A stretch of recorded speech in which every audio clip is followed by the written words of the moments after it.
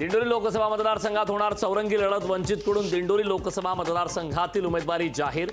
मालती थविल यांना दिंडोरीतून उमेदवारी। प्रचार गीतातून जय भवानी शब्द काढणार नाही। आधी मोदी शहांवर कारवाई करा, मग आमच्यावर कारवाई करा। उद्धव ठाकरेंनी निवडणूक आयोगाला ठणकावलं। आरोप सिद्ध केल्यास राजकीय संन्यास घेईल। खासदार संजय जाधवांचं महायुतीच्या नेत्यांना खुलं चॅलेंज। महायुतीच्या नेत्यांनी केले होते जाधवांवर गंभीर आरोप।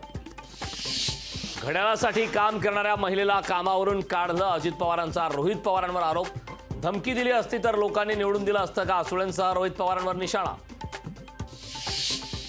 पंतप्रधान बनावं असं फडणवीसांचं स्वप्न होतं। मोदी शहांनी फडणवीसांचे पंख छाटले। संजय राऊत यांचा फडणवीसांवर हल्लाबोल।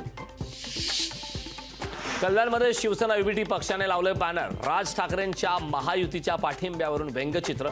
व्यंगचित्राच्या बॅनरवरून जोरदार चर्चा। अमरावतीतून दिनेश बुब निवडून येणार। रवी राणांनी एवढ्या खालच्या पातळीवर जाऊ नये, बच्चू कडू यांचा रवी राणा यांना इशारा। इम्तियाज जलील यांनी दंड थोपटले। 24 तारखेला भरणार उमेदवारी अर्ज। संभाजीनगरमध्ये तिहेरी लढत पक्की।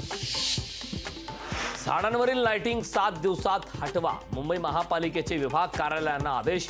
मुंबई हायकोर्टाने फटकारल्यानंतर पालिकेकडून कारवाई।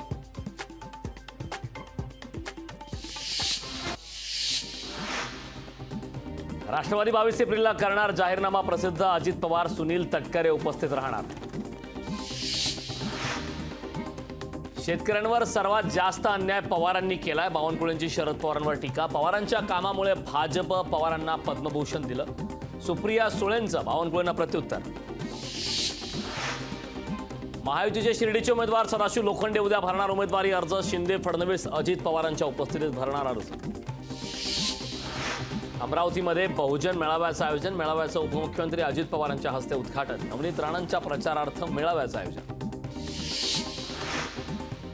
पंतप्रधान नरेंद्र मोदींची 30 एप्रिलला कराडमध्ये सभा। भाजप उमेदवार उदयनराजे भोसलेंसाठी प्रचार सभा।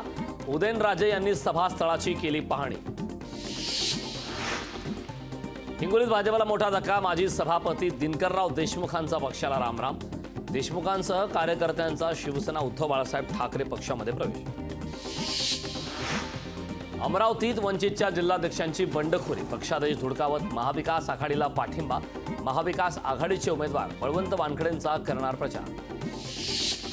मुंबईच्या पाणी साठ्यात झपाट्याने घट। 7ही धरणांमध्ये केवळ 22.61% पाणी साठा। पाणी कपातीबाबत मात्र महापालिकेकडून चालढकल।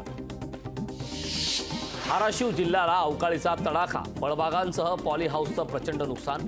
पावसामुळे रस्त्यावर झाडे उन्मळून पडली।